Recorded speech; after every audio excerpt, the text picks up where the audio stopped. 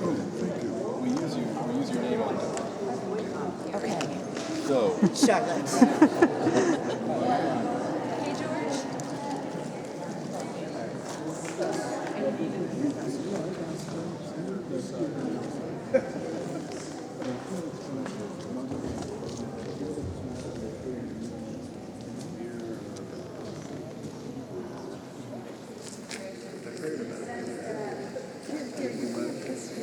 I think it's that time.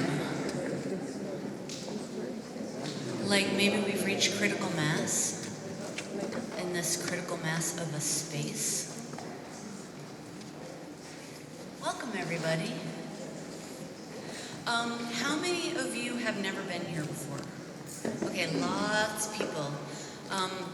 For those of you that don't know me, my name is Anne Gorrick. I'm the president of Century House Historical Society. And Century House is the not-for-profit organization that stewards this magnificent space. And I've actually been a member of the board of trustees since 2005, and for the first time I came here to see an event. The thing that most impressed me is that 100 years ago, people were mining cement out of the space, and now 100 years later, we are having all sorts of arts events in it. So the ultimate outcome of industriality is art. Yeah. I want to thank our volunteers for coming out today and helping set up the space, and my husband Peter for dealing with the generator, our friends Rich Barley and Susan Lewis who are up there taking tickets, and we are such a shoestring not-for-profit. We're an all-volunteer organization, so every single dime that we get actually goes to paying back our mortgage, which is going to be paid off in a couple of years, which is great. So this is the 23rd annual Subterranean Poetry Festival. This is the only event that has run continuously since Century House began. So it's very close to my heart. And the previous president of Century House always used to say that during the leanest of times, the poets would keep coming out and, donating their $5 when lots of other people didn't. So this event was actually his favorite event. So today we have a whole bunch of people reading, and because there's a bunch of people reading, I'm not going to do elaborate introductions for each person, but I am going to tell you why each person is reading here today. Everyone who's reading basically has some sort of potential connection to this sort of space, so that was my challenge in curating this event. The first person who's going to read today is Robert Kelly. He was my teacher, who was also not my teacher at Bard. And Robert has been pretty much obsessed with the myth of Orpheus for a long time. So last year when he performed his Orpheus monologues, I thought, I have to get Robert to perform in this space. So this is your karma. You have to go underground now, because you've been talking about it for so long. So could you please welcome Robert Kelly?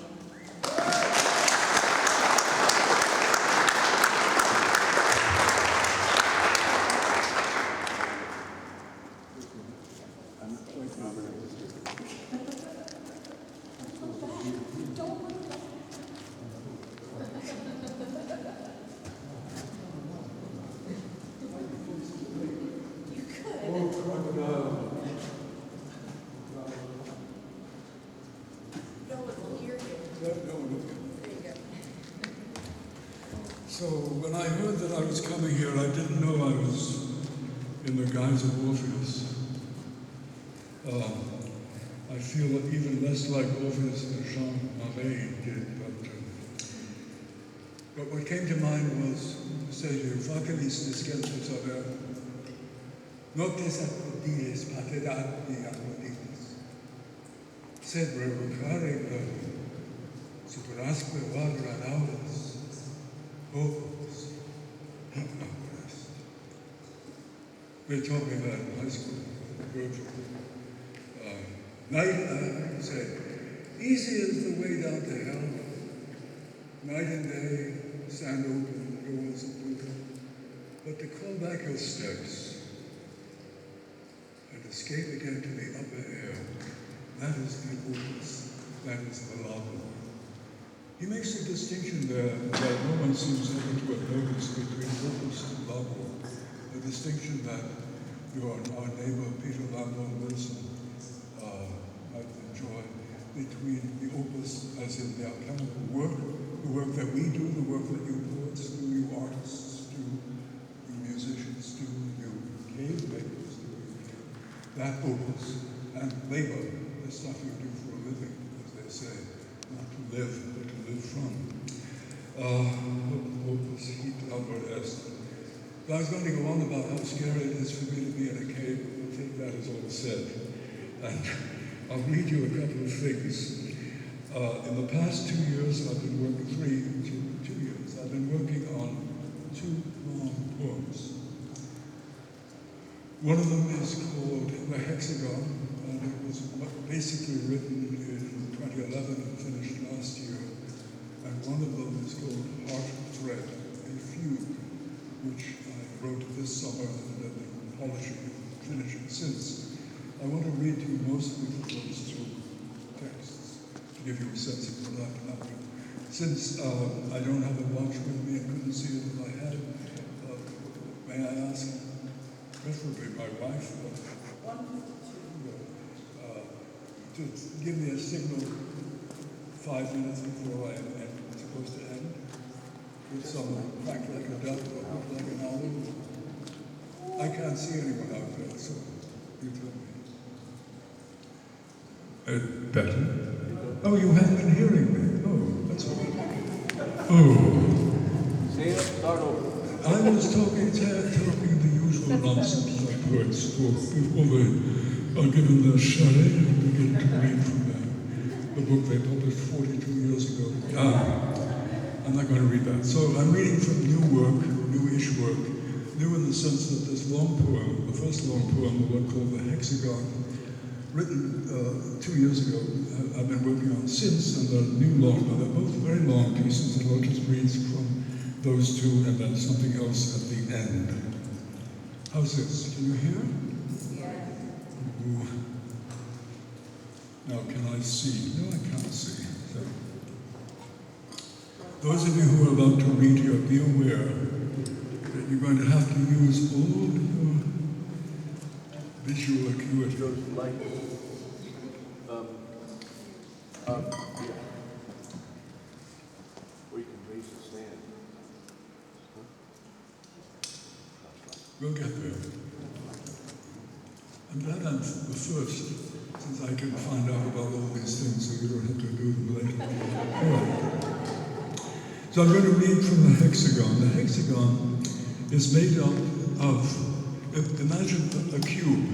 Each of the 6 sides of the cube cannot see the other side. So each stanza of the poem in 6 lines, and each line is end-stopped. So imagine each stanza, of which there are many, many, each stanza as being, each line being on the side of the cube, indifferent to all the other lines, and yet part and parcel of that single cube. The Platonic sonnets are here. Chuck will explain it later. So, let's start with 134. Take me home with you to California the way the sun does. Something like asking for help, something like dream. Strange green animals that live on light. The number 17 makes people dream it. Bothers me. As if everything were alive, the immense subjunctive. Raise your glass if you remember your first word. That's the first. Now, another section. One day will sex with angels and a new race come. Whatever you're reading now is a list of past lives. An uphill treatise in 1,000 books beginning here. A purchased super thin pilgrimage, air of life.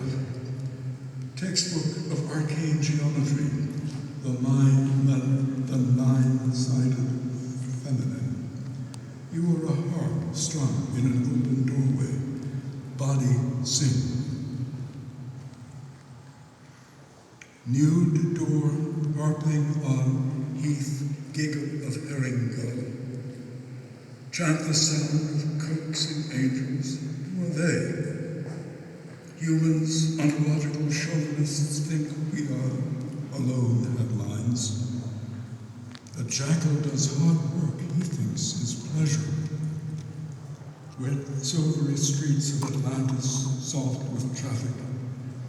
They are coming to invest us here, in my mind, right now. Pray for the batteries.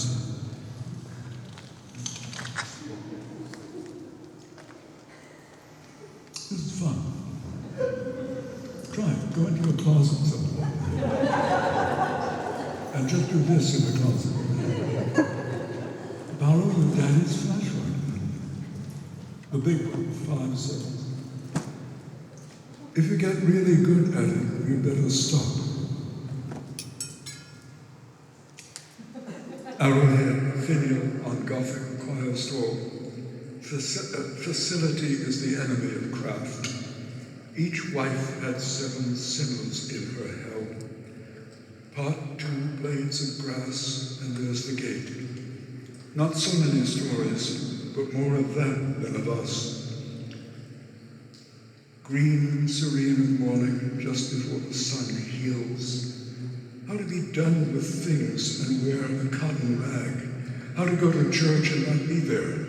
How to lift a woman's arm across the room. How to leave folk snug in their own wills.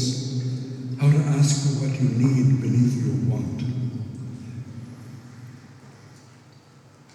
The old woman scolded, I wrote, from desire, not from need. Nothing has no color, and that's my problem. In a world where nothing can be repaired, brain always waiting on the corner for the mind. If I told you the truth, would I listen? Enough to think the names of colors and quietly weep. You see where this is going. The man in a tree, the years are long from starting over and over. The tree is permanent and the man may be a woman. Feather jabbed in the sun and eagles almost bodily scream. All loudness and no volume, an idea out of the new. We wait on a jetty for a crime that never comes. I'll start reading from the hexagon at that point and turn to Heart Thread, a Fugue.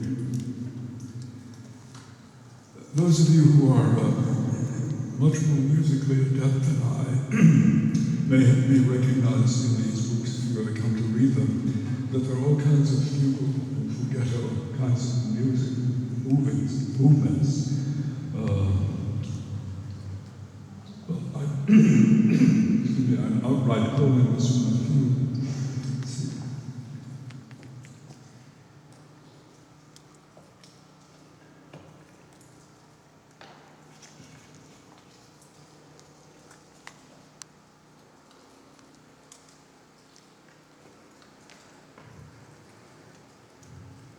You're very patient so far.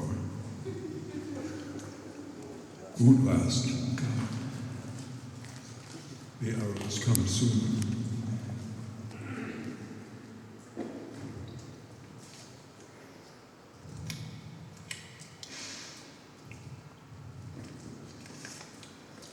Confess, how many wish that I would step back and fall into the lake? I am one of them. I would do that.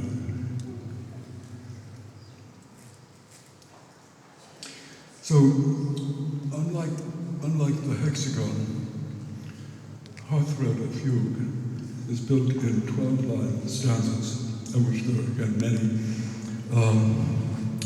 Unlike the hexagon, each line is not end-stop. Some of them are polysyntactic, i.e. go forward and backward. Others are just continuous, others are just end-stop, but there's no rule in that respect. I'll read a few of these. Here, like an open window, an opus number, a lost quartet, Sheen of shadow as if a word once spoken. The leaf speaks louder than the tree. The thing you need to know you never trust. Nietzsche in the rose garden, Bolzano, smell of asphalt. Suicide because birds can walk but men can't fly. Beautiful vow I vaunt that vaults to heaven. Shield me from the hailstorm, broken scraps of human will. Because the will can live without the man. Bring me unconsenting to my deed. A vow is medicine, finally a use for pain. Hawthorn berries to help my love's heart. We're still in opera, that city where the music counts. Intervals between the notes, men do things to each other. A ring of rising thirds, a single leap, a ninth. Girls turn into goddesses, gods sweat to keep up with them. A handful of sunlight, a head full of wheat.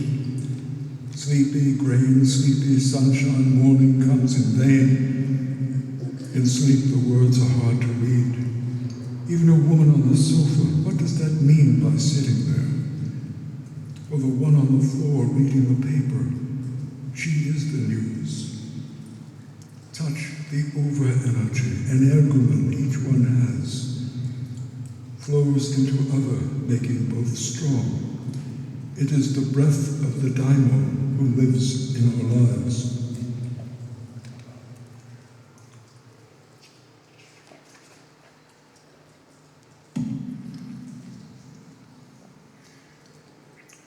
No waiting, it went and was now. All those old words that meant me stopped, as if the chalice never touched my lips or never left them. The weather is inside us too. Knowing little small birds along the sky. You are the architect of the obvious. Things bow down at your feet. You know me cold. Morning was never meant for this to be obedient at last. Hide your confession deep in your tract on ethics. Explore the dream life of Immanuel Kant. Exalt the triviality of poetry. There are roads where three roads meet. The God is always present. Slow down, a stoker in a locomotive old.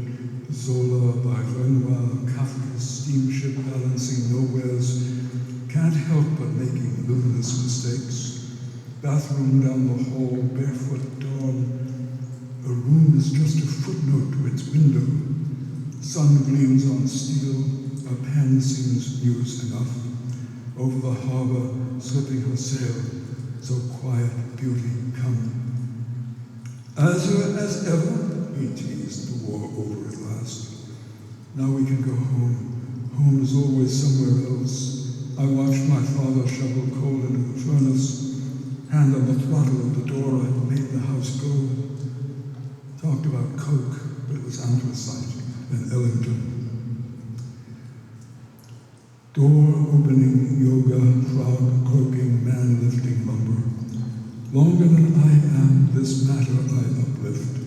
Subtended by substance, the soul unveils. The Middle Ages never ended. The pilgrims saunter. All the kings of earth still fail their Pentecosts. Only the beauty is missing, the flowing spontaneity of stone. Autumn, we have our weathers too, our smooth, flaming sunsets in suburban prose.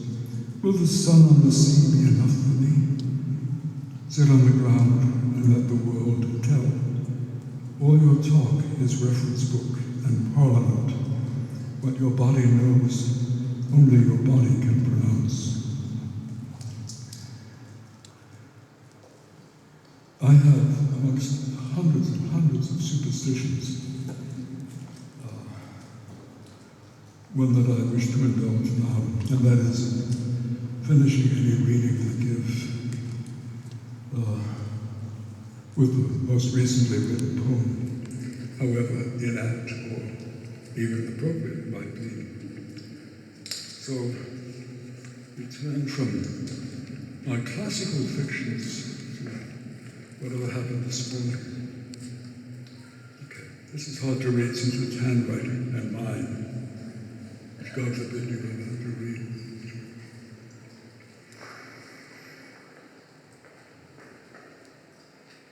Turning things round on their roots so that the word comes home to its mother again. Now you must imagine two deer standing, one over there and one over there, two deer looking at each other. Or us. Two deer. Leaving only us to understand without a willow or wandering. Seeing the springtime weeping willow, yellow-greeny, stop, the child asks, how does the tree know? The mother answers, her mother told it. Is the tree a girl then? The mother is mum. The child thinks, willow comes first, sycamore last. Sycamore must be old man tree, already turning white and slow to leaf. Mothers, though, don't like analogies. They don't like to carry analogies so far. You don't know where an analogy might go. It slithers off into the undergrowth and lies there, waiting, all things tinged with itself. Likeness drools on things. Think of two deer standing there.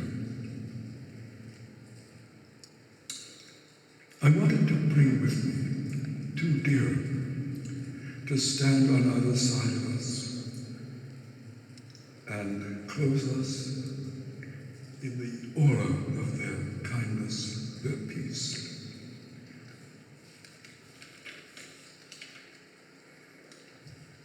One of them could have held my lights. They could be the two golden deer who look up at the wheel of Dharma in front of every Buddhist monastery. Rita, the peaceful animal of woods and mountain.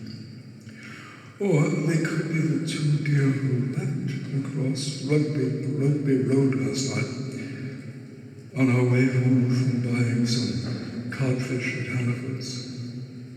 Think of two deer. In French, they mean to say everything, to deal, to tell it all. That's our job. That's all. Thank you.